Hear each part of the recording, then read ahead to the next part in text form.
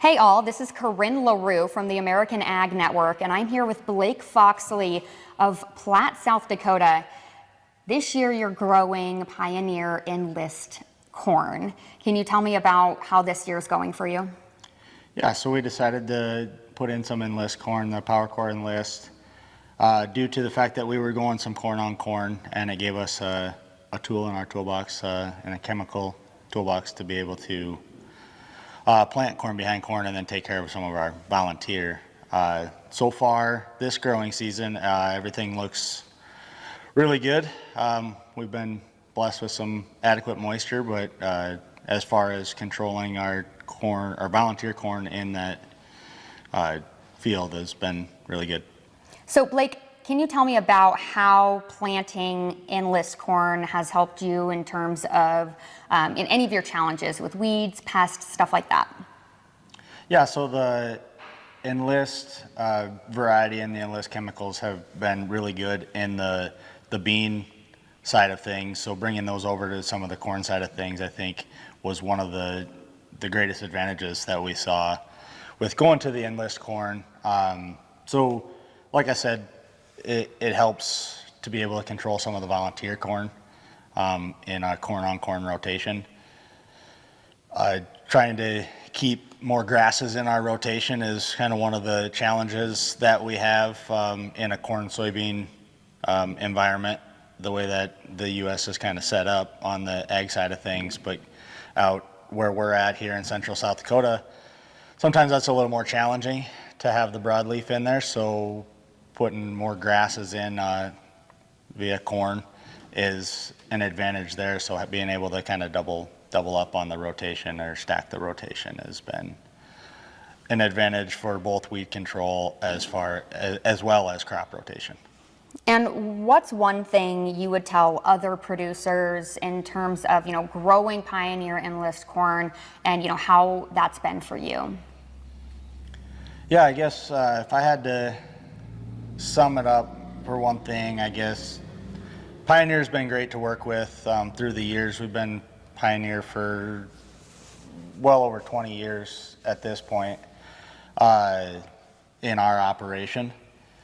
So one thing that I would say is taking some of that experience through Pioneer, being 100 years now in the making, is just the service that we get out of Pioneer, I think, speaks a lot louder than anything that they can give us in the field. But as far as crops go, as far as the crops do go, I think switching to that Enlist corn again has really helped us be able to go corn on corn in our dry land scenario. And the Enlist technologies on the chemical side have helped also with weed control in them fields. All right, and then in terms of soybeans, how has your experience been growing the Z Series soybeans of Pioneer brand this year? So yeah, last year we switched to the Z Series and didn't see any fall off from going with the A Series, which we had been growing prior to that, and we had a mix of some A and Z last year and didn't see a difference as far as yield advantages go. So switching over to full Z Series this year, I have full confidence in Pioneer's technology that they have in their Enlist Z Series beans, their soybeans. As far as the way that we're putting our soybeans into the ground, we're using an air seeder, which is maybe a little less common, especially farther east, but we're putting them in 10-inch rows and rotating and trying to stay away from bean on bean rotations and staying away from some of the pest problems. Some of the nematode problems or gal midge is one in this area, soybean gal midge, that we've been able to stay away from with having enough corn in the rotation, as well as some wheat and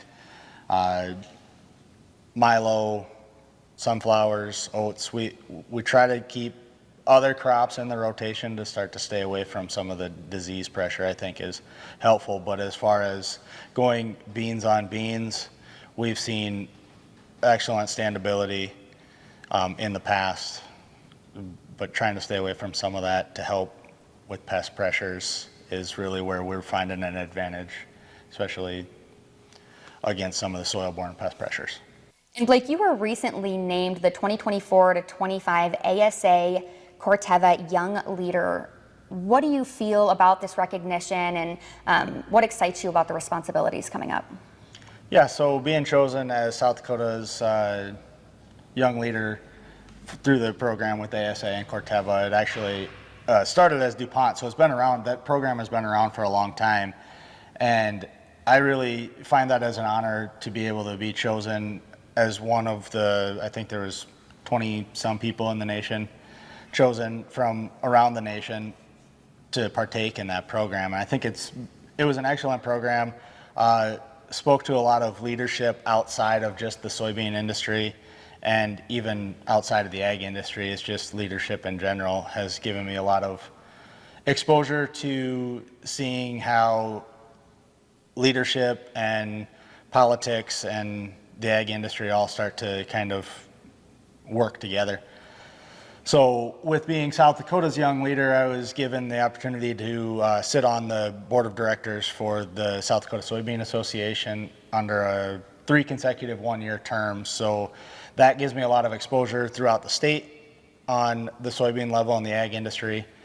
So I found that that's actually been really helpful to kind of open up my view and kind of my idea of how things are working in the state, in the nation, and then locally too, and has brought a lot of value back into our operation as well. And in 2026, Pioneer as a company is going to be celebrating its 100-year anniversary. What does that mean to you as a farmer?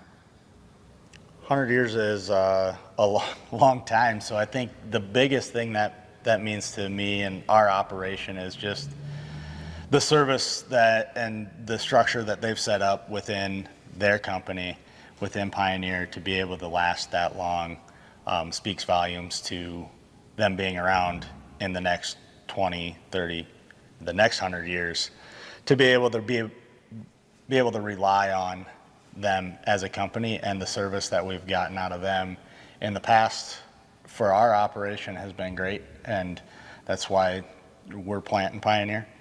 100% Pioneer is not just because of the seed quality and the plantability of the crops and the standability of their crops, but also the service that we get on the backside of it means a lot, and that doesn't happen in another company that maybe isn't around as long, but I think they've established that through 100 years of experience. All right, wonderful. Well, thank you so much. Once again, folks, this is Blake Foxley, and we are in Platte, South Dakota. I'm Corryn La Rue with the American Ag Network.